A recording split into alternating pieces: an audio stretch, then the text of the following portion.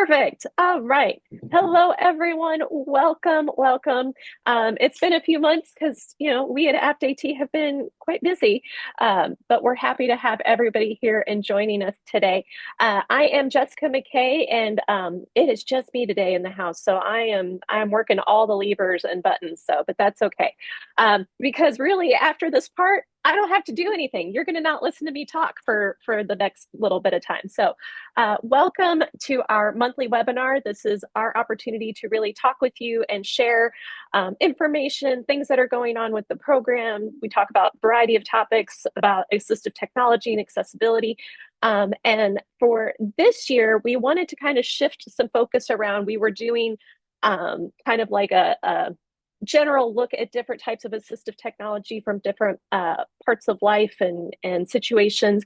And so for the next couple of months, we are going to be focusing specifically on either specific vendors or really kind of drilling into like maybe one or two vendors on a specific type of assistive technology and kind of really getting to go in depth with those people. And so they can really kind of show you all the bells and whistles of what's available. We're really excited to start off with Safe and Home. This was one that a lot of people had mentioned that they wanted some more information about. So we were happy to invite them. They've always been kind to us and participating in a lot of our events that we've had. They were at our most recent AT Alabama conference that we had in October. I'm going to step off to the side shortly, but first let me go ahead and put some links in the chat as people log into the slides as I move on to our next slide. As we go on today, I'm going to ask that if you have questions to go ahead and put them in the chat throughout the session. And then Amanda and Jessica, just let me know when you want me to tell you if there's questions or anything like that. If you prefer to speak your questions or to not have to type them out, we'll just ask that you do that at the end. It's just a little easier so that way in case there's microphone issues, we don't disrupt the flow too much of presentations. Also, oops, I'm trying out a new mouse today. That probably wasn't smart, but that's okay. As always, our sessions will be recorded and available through our YouTube channel, and that is youtube.com/the@ and then APTAT. So this one will be up there. All of our other previous webinars that we have done are up there as well. So please take a look. And then also we have live captioning available from our friends over at Caption One. Let me go ahead and I think I already put that in the chat, but I'll put it in one more time. I'm just going to spam these links to everybody. It is the slides are the first link, and then that second link is to our captions. So we find that the web link seems to be the best in terms of speed and accuracy and not too much latency. We recommend that one. Okay. There we go. All right. And then briefly, for those of you who don't know who we are, I think most of us are all friends at this point, but we are Alabama's AT ACT program. We are called Accessing Potential Through Assistive Technology, or APTAT. And really our job is to reach out to the whole state of Alabama and increase knowledge, access, and acquisition of assistive technology. We do that through several programs. We have a short-term lending program where people can borrow assistive technology devices from us for up to 30 days. We have our reutilization program where people can take donated durable medical equipment free of charge. You can also drop off if you have that type of thing. We're thinking bath chairs, grab bars, I would think of the bath steps or the bed steps that some people need to kind of help them up, or even like the couch supports or seat risers, different things like that that might be helpful to people when they have, a recent injury or something like that, and they don't really want to have to buy a whole new, bed frame or something like that. We do recommend checking out that reutilization program. We do offer several trainings. So of course, our webinars, we just recently did some maker workshops as well. looking at how to switch adapt toys and other items. And really, if there's anything that you would like training on, please reach out to us. We're always interested in tailoring more specific trainings for you and your organizations as well. So reach out. Technical assistance as well, and resources for financial assistance. That includes our AT Maker program, as well as resources and information about other community programs that are out there providing financial assistance. Okay. So just one more quick slide about me, and then I get to step out of the way. Who is APTAT for? We are really for anybody in Alabama, individuals with disabilities, their caregivers, service providers, companies, and orgs that just want to know more about assistive technology to benefit employees and customers. So really anybody. We are housed under the Alabama Department of Rehab Services, but you do not have to be enrolled as a consumer. So even though technically we kind of sit here and we're in their offices, we are a program of them. Because of our federal funding, we are open to anybody. So you do not have to be referred through ADRS to come see us or anything like that. Okay, that means I get to stop talking. I'm going to exit out of my slides here and stop sharing my screen and let Jessica and Amanda get set up. And I think what we'll do is if you have any info that you want to share out, I can add those to these slides, and then that way people have access to them later. So, all right, perfect. I will let y'all take it away from here. Awesome. Okay, well, thank you so much, Jessica. Welcome, everybody. I'm Jessica Dagger. I'm with Safe and Home. And with me, I brought Amanda Langdon, who is currently in the car. So, Amanda, don't feel like you have to turn on your camera while you're driving. But Amanda's new to working with us in Alabama, so we're really, really excited for her to be joining. I'm sure you may have met her counterpart, Melissa Walters, before. Melissa's still with us. We've just kind of realigned a couple of things, but both are absolutely great. So if you guys have any questions, feel free to ask me. And then Amanda and Melissa also are available too. I'm going to start this off and say that I woke up last night with a crazy head cold. So that might be why I sound really congested. I'm chewing on like a cough drop, and I've got water here. So if at any point I'm like, I stop to sneeze or stop to cough or whatever, please bear with me. It's just the season. All right, so let me go ahead and share my screen with y'all.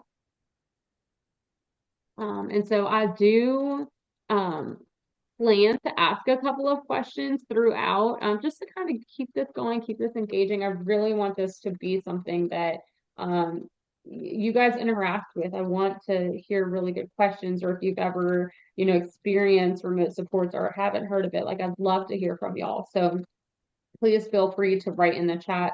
Jessica, if you don't mind monitoring the chat for me, because while I'm screen sharing, I don't believe I can see it.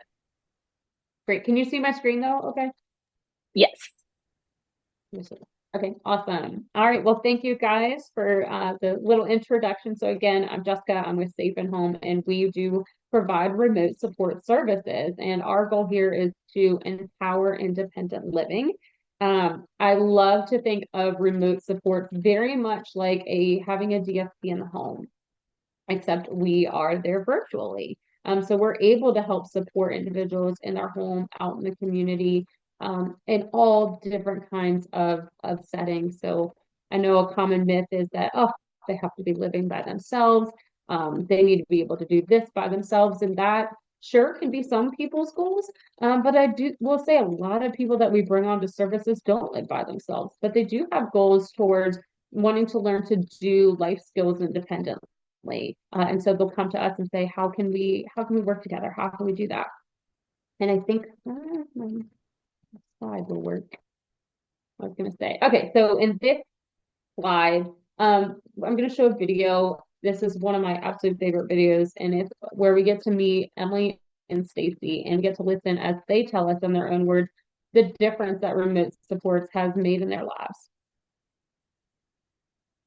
Can you hear it? Okay. Yeah. I have Safe and Home, and I love them. They're really good, and they make me feel good when I talk to them. I would recommend it to anybody. I used to get feel sick all the time. My anxiety issues and somewhat depressed because I didn't have anybody to like help me or talk to me. And if I had a problem, I used to have to call the ambulance.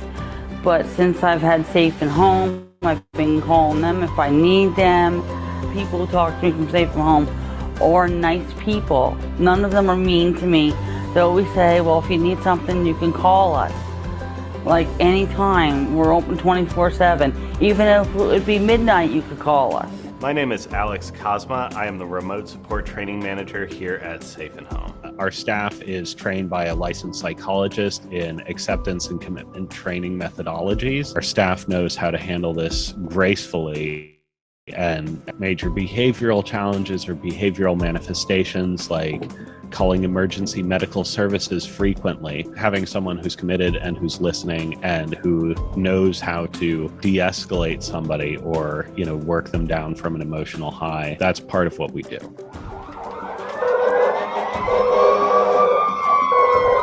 Hi, Susie. Hi. I have a little anxiety right now. I heard some ambulance go by my house. It made me nervous. Just try to relax. Music really helps a lot, It does.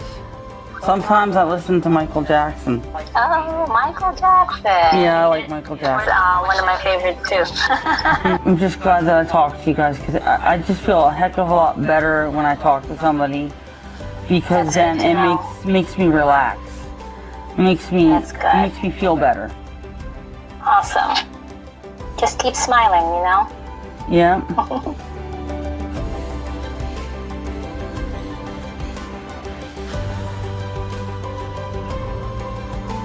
The GeoCom is a good thing to have. All you have to do is press a button and you'll get help. I think I'm lost. Could you help me find my way home?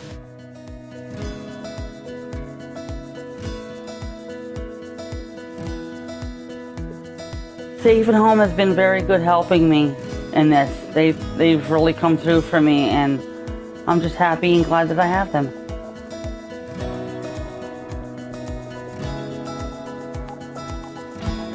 Hi, my name is Emily Line. I'm a supports coordinator supervisor at Cumberland Perry MHIDP, and I've worked with Emily for about 4 years now. She wanted that independence, she wanted that freedom, the ability to make her own schedule, do what she wants to do when she wants to do it. I remember first meeting Emily, and that was, something she talked about at that point. She was so excited to make that transition and make that next step. I'm just so happy that I can live on my own. When I was living at home, I really just wanted to live on my own. I have my own job and I'm making my own money. This Safe and Home has really made her much more independent. She doesn't need mom to give her permission for things because she is independent. And if she's having struggles, she has that to call instead of mom to call. All she has to do is just push a button, and pretty much instantly she's connected with a live person. Safe and Home has been able to magnify her independence, and they're available to set up daily calls to do check-ins. She forgets to take her medicine at a certain time of day. They call, she's having a really rotten day, they can help talk her down, try to change the outlook. With Emily having anxiety and all that kind of stuff, it just gives her that extra person that cares about me. Thank God for Safe and Home. I didn't want her to be stuck at home with me because that's not what a 25-year-old should have to do. If they have opportunities, they should be entitled to living their life to the fullest. She's organized little meet and greets down at the little Dairy Queen down the street. She reaches out to the Special Olympics friends and they all have their little evening Zoom calls. She wouldn't have that if she was at home with me. I feel safe at home because I have Safe and Home. It's definitely one of my my favorite videos. It's so inspiring. And so I would love to hear from you guys what you found in the video to be the most significant thing that stood out for you. What would resonate with you? So I'll give you a couple of minutes to write down your thoughts, share what you're thinking.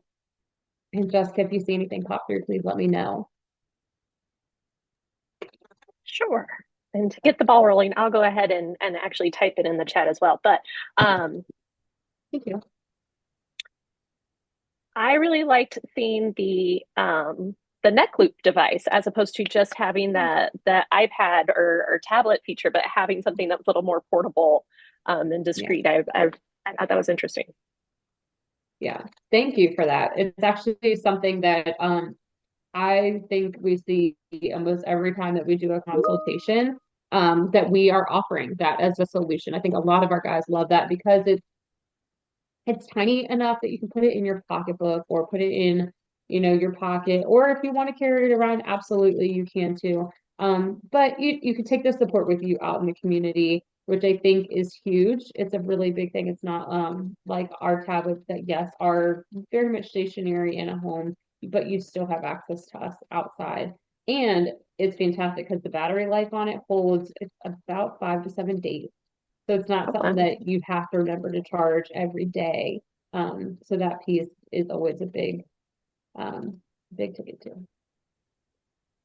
All right, let's see if anybody else wants to chime in on items or something that they saw that resonated with you. Love to hear your thoughts.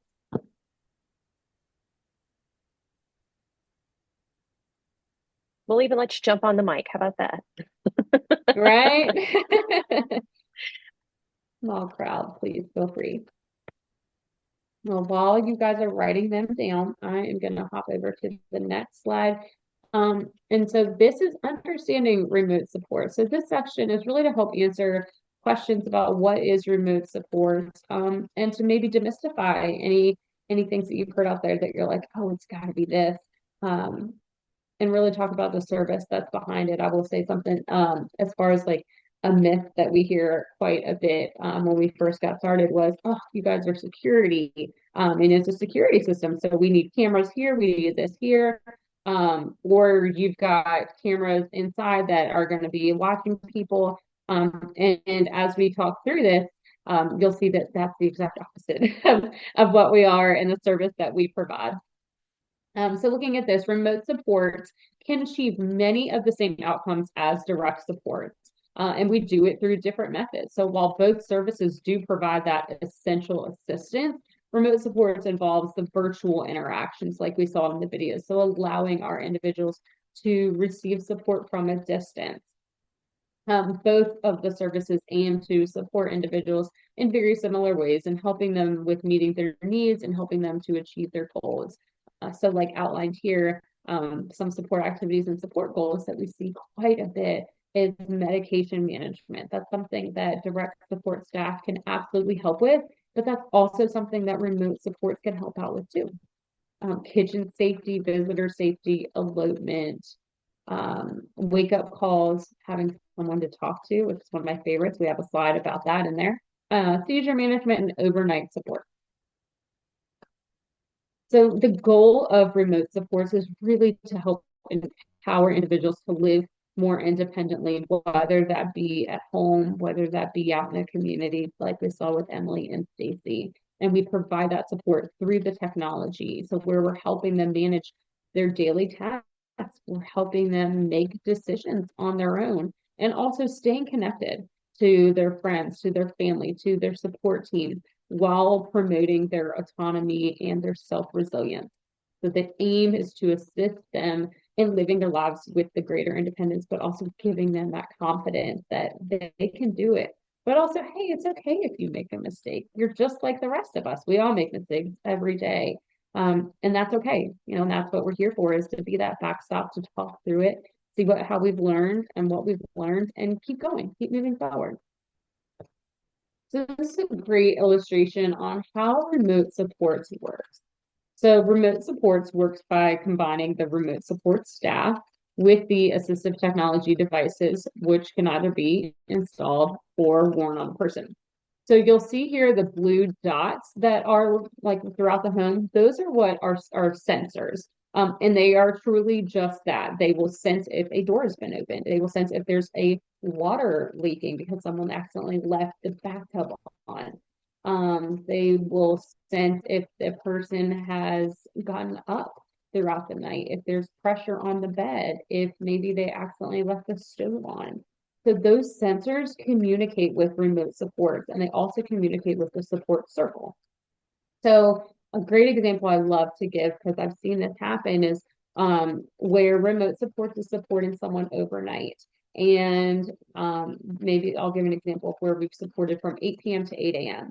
We give them a call around 8 p.m., have a good evening, go through what your chores were for the day, what they have planned for the morning for breakfast. These are just to engage in that conversation, go through some goals and checklists with them.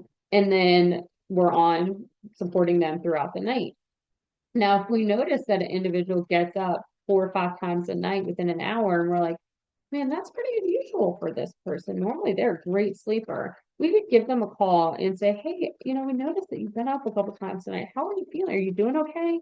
And we've seen where they're like, actually, my stomach, I have a really upset stomach, or I'm not feeling the best. And from there, we can help support them by following that support plan. So that could mean that we touch base with a local family member, or maybe that means we touch base with the staff and just say, hey, I just want to let you know that we're noticing these patterns that Jessica got up throughout the night and she's saying she doesn't feel well.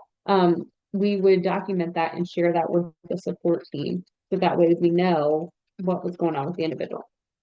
So the devices are there to help support the individual by communicating that data and sending the alerts to the remote support staff when needed. And as mentioned, our remote support staff has a personalized care plan that is designed and directed by the person receiving support. So if there was a sensor that went off during certain times, it would go to remote supports. We call who it may be that they've outlined and let them know that this is what we're seeing, this is what we're observing.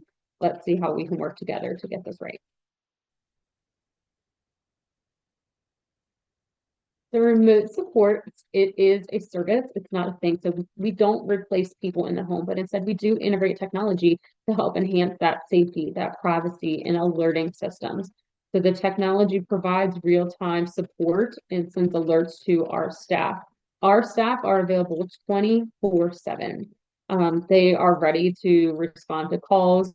They will do check-ins on individuals with their goals, depending on if that's what they wanted and outlined. Or simply to just offer conversation. Very much like we saw with Emily and Stacy, they just wanted somebody to talk to, or somebody to say, hey, I heard an ambulance go by and I am feeling really anxious. How do I get, come down from this feeling? She calls remote support, and we're able to talk with her about her favorite things and help de-escalate and have really meaningful conversations with her. So the technology is there to exist, but that human to human connection does remain central. And I know we went over this a bit earlier about our support solutions, but here's another great diagram to show that we can support seizure management, medication management, that overnight support, visitor safety, kitchen safety, and elopement. So I know we've talked about remote support staff, but it's like, who are they? What do they do? What does this whole thing look like? So we at Safe and Home have 2 support centers. We have a support center that is located in California. We also have a support center that's located in Arizona. At those support centers, we have about 40 to 50 staff at each shift. We have 3 shifts that rotate. And so therefore we are available to support individuals 24/7. When an individual calls into us, they do connect with a live person, just like we've seen in those videos every single time.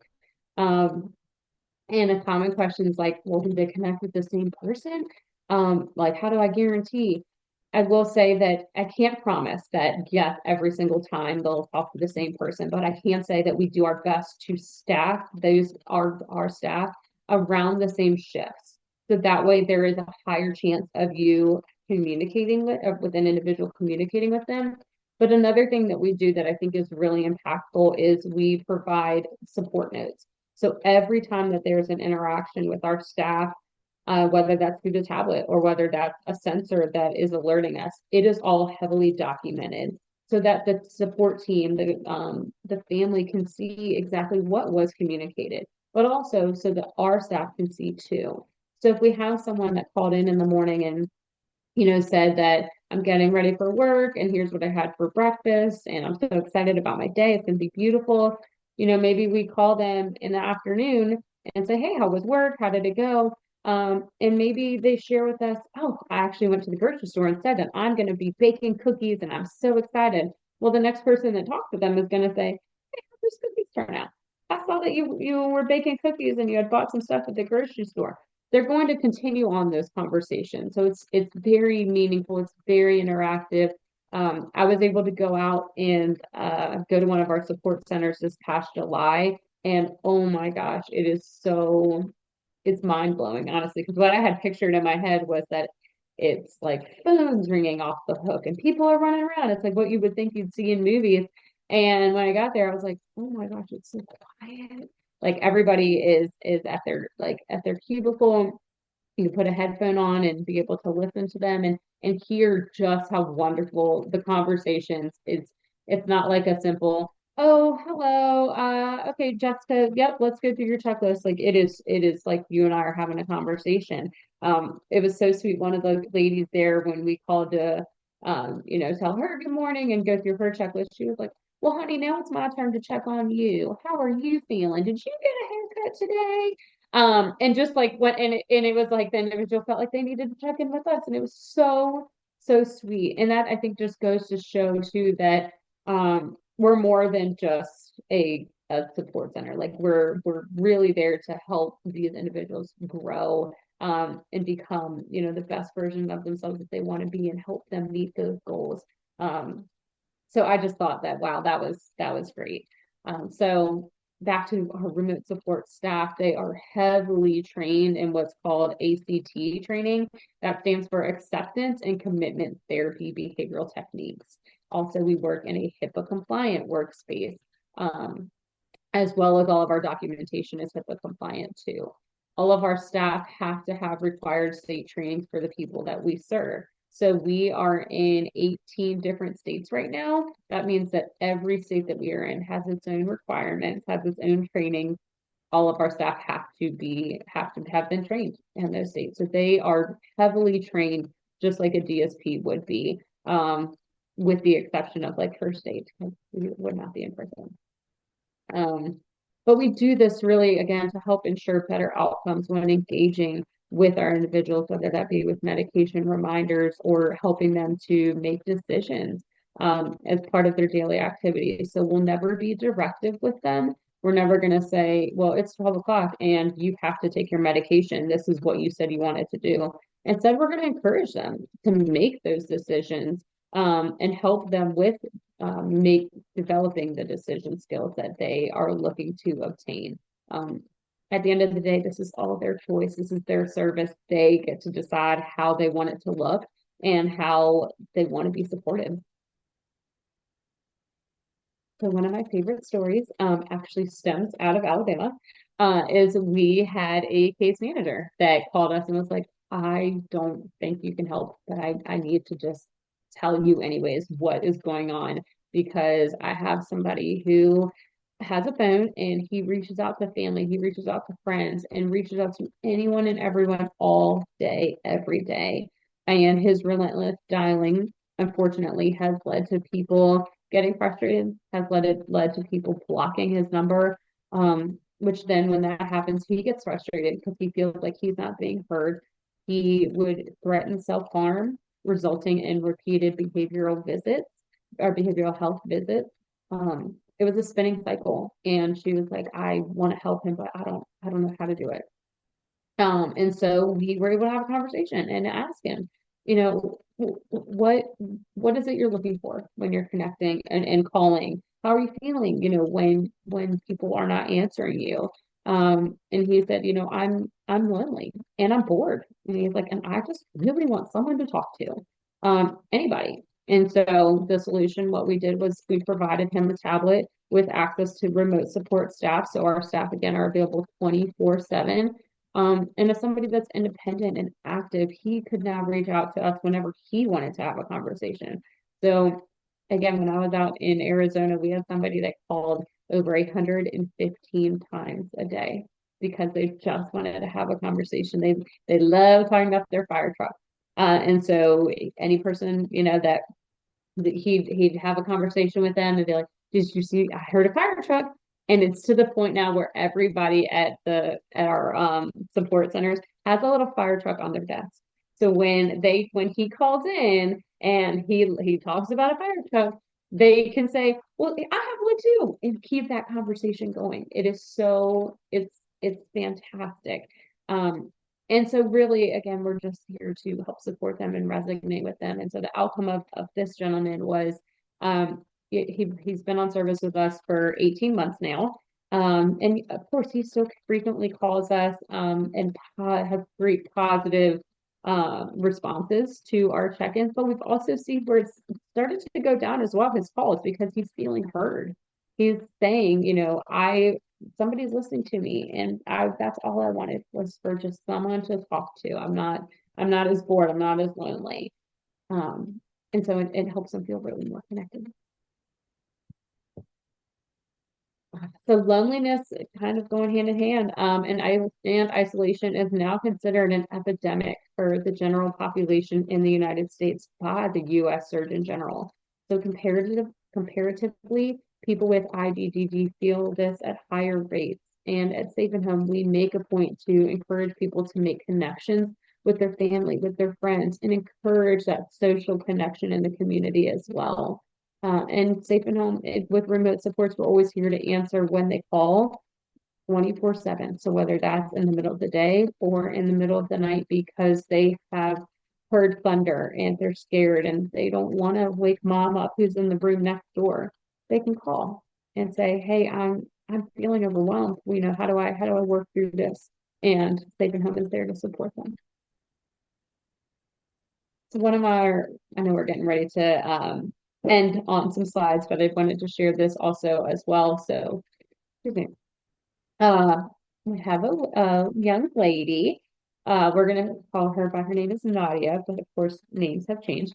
And she's 14 years old, sweet as pie, living with her mom and her sister, and she's faced significant challenges regarding her safety and her independence. She often would leave doors unlocked, which would make her vulnerable to exploitation. She's also previously made some poor decisions with phone usage, resulting in the loss of having a cell phone.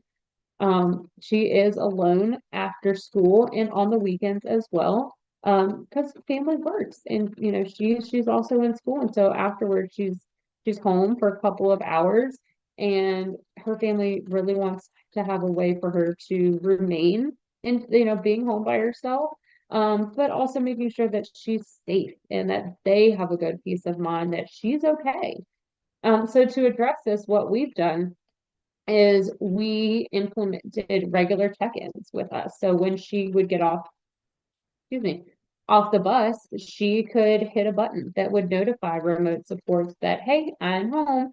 We'd give her a couple minutes, get settled, put your bags down, and we'd give her a check-in call on her tablet and ask, how was your day? What do you have planned for your afternoon snack? Today's Monday, mom would love your assistance with unloading the dishwasher. And so we're there to help have those conversations with her and be there to support her. And then we also provided her that GeoComm device that I know, Jessica, you were talking about, the thing that you can take, the small device you can take out with you in the community. So we put that in place too. Other additional security options that we had talked about and the support team agreed upon was a biometric door lock. And that way she could unlock the door by herself and unlock it and lock it with the touch of a fingerprint or with a pin pad. And excuse me. And then she would also, when she's connecting with remote supports, she would also receive a call from them, just, as a reminder, let's make sure that we've locked our doors behind us and that we don't want to let anyone in Even if it's the Amazon driver dropping off packages to you, you don't want to open the door to them. So really just having those conversations with her about her safety, which has led to such a notable positive impact on her life. She's reported that she's not feeling as anxious. Her family is feeling much safer, while also saying, that I'm happy that she can still do this, be by herself. Like we didn't want to have to find staff for a couple hours to come in because that's hard. It's hard to find somebody that's, willing to come just for a couple of hours. But with remote support, she was able to maintain that independence. And then I have another short video, and then we are just about done wrapping up. Before I hit play on this, is there any questions that may have come through? I don't see any yet. Okay, sounds good. My name is Alex Cosma. I am the Remote Support Training Manager here at Safe and Home.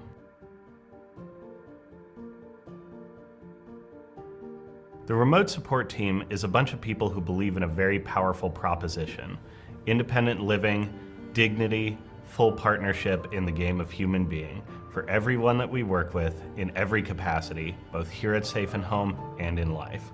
That proposition gives you a really powerful way of being while you're working with someone. Whatever struggles they may have going on, X or Y or Z happening in their home life, and you get them on the line, it's an opportunity to fulfill on that proposition by being really curious, wanting to know what's going on with them, and leaving them with a sense of, hey, I stand for you and your independence, and I've got your back. If something happens in the home, you can give me a call. You got something on your chest you need to get off? You can give me a call. And there's a team full of people in this building, and they are all here for you in the exact same way. The goal of remote support in general is to help the individuals we support live independently, live lives with self-determination, and live lives with dignity. When we work with somebody on remote supports, we're working pretty much any circumstance in life, whether somebody's in their 20s and living in their first place alone, or in their 30s, living with family, or in their 50s or older, living with roommates in a home that they share out in the community. So our goal is to meet them wherever they are and help provide services that'll next level their independence and decision making, and give them the skills and support to go from where they are now to where they want to be in a relatively low touch way. They get to experience privacy, doing it for themselves, and knowing that they have the backstop of, if they really run into something, remote supports is there.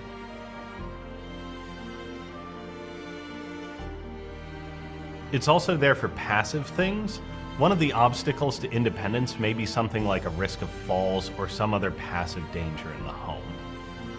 Remote supports uses sensors and other electronic tools to help detect patterns of activity and minimize those sorts of risks.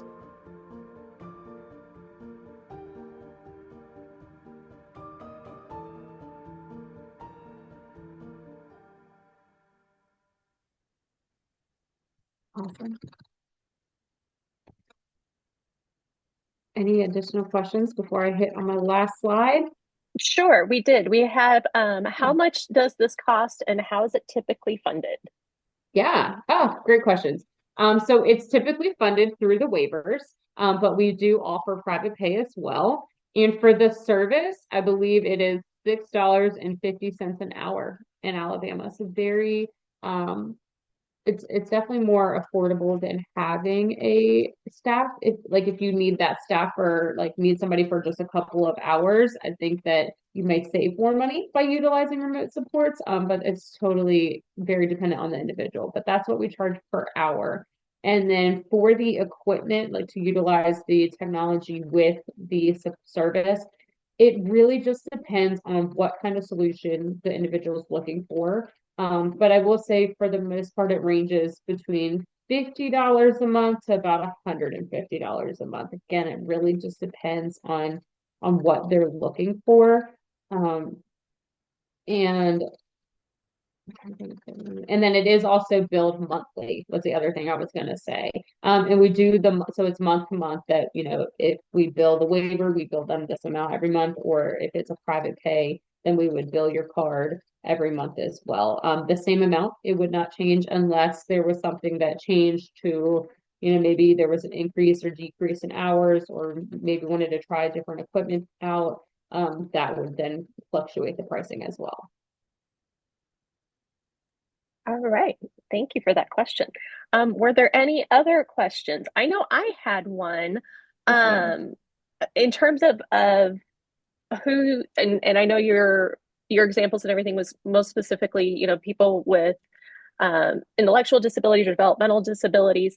Are there other populations or maybe people that we don't think about that could benefit? Seniors are a big one that's coming about. And it's actually how we started the company back in 2018, I want to say. It's been a while, but it started out working with senior population. And then the state of Ohio came to us and said, have you ever considered working with ID and DD population? And it has boomed from there. But yes, we do support seniors as well. Excellent.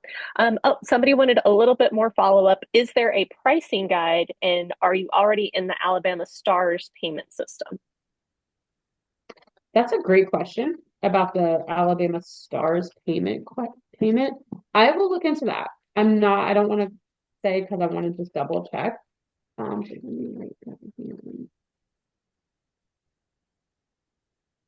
Oh, and then also there was a follow-up about have you worked with those that have a traumatic brain injury? We have. Yes. Yep. We have. There's a couple in Alabama, and then also throughout other states, we're seeing that too. I know there's a state that actually started with us by utilizing a pilot program for those that had TBI, and then it's gone from there. But yeah, absolutely. Nice. And then I'm sorry, what was the first part to that question about? A pricing guide. Like, did you have like a pricing guide? I will say we don't necessarily have a like a sheet, and that's mainly because it's so individualized, the service, that it's hard to say this is how much it would cost this one, because it really just depends on what they're looking for. But I will say, again, it's typically about, if you're looking for just like a tablet and the service behind it, I'd say the tablet's around $50 a month, and then the service is $6.50 an hour. So it really just depends on what kind of services and supports they're looking for, as well as solutions. So it's kind of hard to say, but I will say that's where it kind of leads into my next and last slide, is the steps to getting onto services. And the first to that is having a consultation with us. So if you're having these questions and you're like, how do we get started? Or like, again, is this even worth like looking into? Please feel free to give us a call, and I'll put Melissa's information in here as well. Amanda, feel free to drop in your name and phone number and email into the chat so they have your information as well.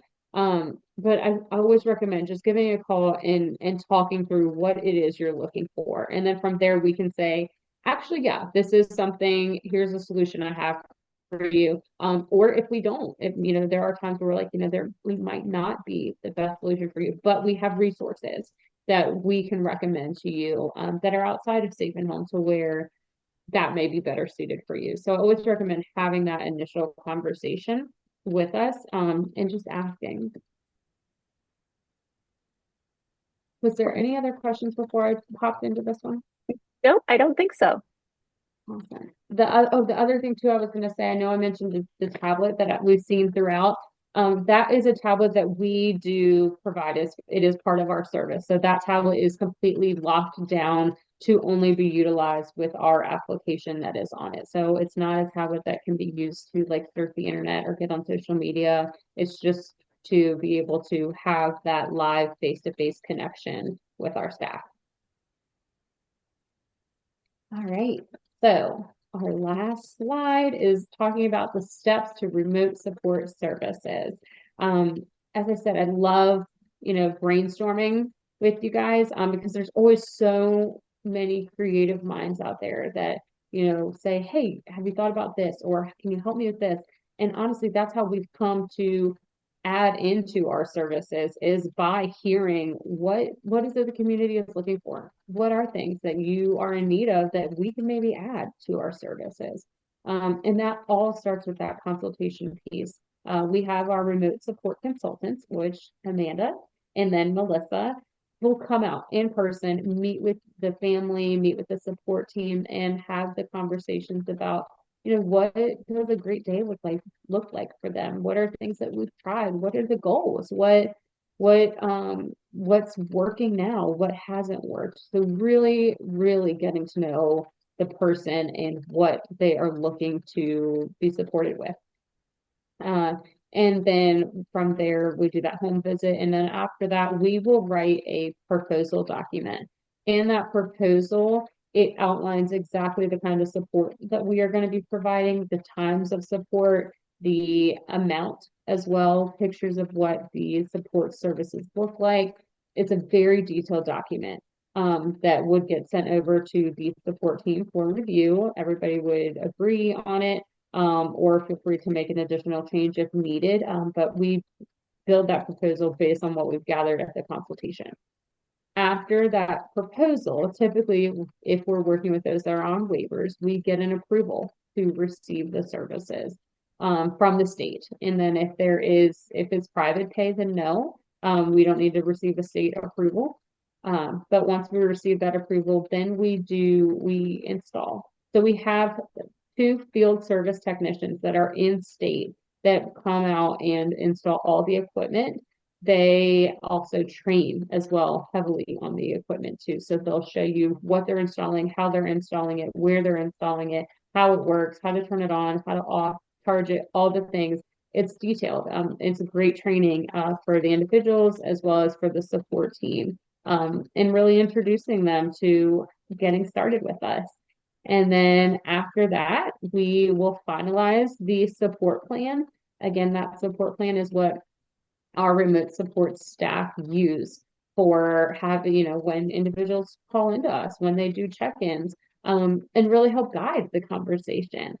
So once that support plan is finalized, then services begin, and the individuals are welcome to call into us at any time. We can call out to them. And then we do 30, 60, 90-day check-ins as well. So we want to make sure that the service and support is something that they're thriving with. And those are great opportunities for us to check in, see how it's working, if there's anything that wants to be tweaked. So it's not necessarily a service that once you start, you are committed and finalized, and that is it. It is ever growing, just like we are as humans. We're always adapting and changing, and our goals change. And so individuals that we support, their goals can change too. Excellent. We did have a question. Somebody just wanted clarification on what waiver programs that you work with. Yes, yeah. So we are with the ID, the LAH, of course, I'm forgetting the last one, but the 3 waivers. Amanda, do you happen to recall? I know you just got started, so don't get where you're from. I'm having major brain fog. Ready? They were asking if you work with SAIL, if you worked with them, which is State of I do Alabama believe we have Independent with the SAIL Okay. waiver. Yep, I do believe we have. I'm gonna triple check on that. All right, excellent. Great questions, everybody. Awesome. All right, I'm gonna stop this because I did want to put information into the chat as well. Okay. And for anybody who grabbed the set of slides that I was sharing earlier, I did go ahead and put Amanda's contact information in those slides as well. So that way you guys have it directly in there. Awesome. And then that is Jessica, I'm sorry. Is it the CWP waiver? That's it. Thank you. Yes, I was like, I'm sitting here writing it down. I'm like, I should ID, LEH, CWP. That is correct. All right, and then on my end, I'm going to do some follow-up about the STARS payment system and see if we're already in there. So I will do follow-up, and Jessica, I'll get back to you with that answer. Okay, excellent. I'm going to go ahead and do my last bit of housekeeping slides. But everybody, if you have questions for Jessica and Amanda, please put them in the chat real quick. And then, like I said, I just have a couple of things I just want to mention to people, and we'll make sure we hit those questions at the end. So please don't feel like we're done talking about this at all. I just want to make sure I get my housekeeping done real quick. So please, if you have a chance, we do really appreciate your feedback. We do have a very short survey. We try to make it as streamlined as possible. And we do ask for you to complete that is through SurveyMonkey. I'm going to put that in the chat. And also with that is our newsletter. That will let you know about any updated information regarding, like, when I try to get the videos updated. I usually try to make sure we notify you via the newsletter, as well as any other events coming our way. Let me go to the next slide here. Speaking of what's next, we are continuing our vendor spotlights. So for December 17th, we're going to be talking to Reachable Tech. This is a really cool company that we had a chance to meet and speak with. And we actually just recently got a couple of their devices in our office. So we're really excited to highlight them and show them and hopefully get them out of our office and into your hands to try out. But they have a device called the Omni Cuff. And so it is designed to assist people with limited upper mobility. So it's just a really interesting piece of technology that lets people kind of, instead of, if you're somebody who's used to working with somebody, or you're somebody who uses some kind of grip aid or cuff, sometimes the problem with those is once you put that one item in there in the cuff or the adapted holder, that's what you're stuck with until somebody comes and swaps it out for you. And this really allows you to expand your opportunities in terms of, once you've got this cuff on, you can use it with multiple items, devices, etc. So I'm doing a terrible job describing it, which is why you should come to the webinar next month to see it. And then after that, in January, we will be talking to Simian Audio, and they have a different line of sound field devices and speakers. So not only are they just really nice portable amplification systems, but they will connect with certain hearing devices, etc. And again, I'm going to do a terrible job explaining it, which is why I'm letting professionals do that in January. So please sign up for those. If you have access to the slides, you can just click right on there to the links. We'll hang out here, see if we have any more questions. And then, of course, you know how to get a hold of us. Our email is APTAT or aptat@rehab.alabama.gov. I've given you the link to our newsletter. Really, I cannot stress enough to you. That's going to be probably one of the easiest ways to catch up on all our current events other than our social media. So with that, I want to thank Jessica and Amanda. This was great. It's one of those things where it's like, I know just enough about a product that I can give somebody a 10-second, kind of 20-second explanation. So to have you all here and really give this very in-depth explanation and kind of dig into all the intricacies has been really helpful for me, and I hope it's been really helpful for everybody else. So thank you again, and we'll see if there's any more questions, but I think we are wrapped.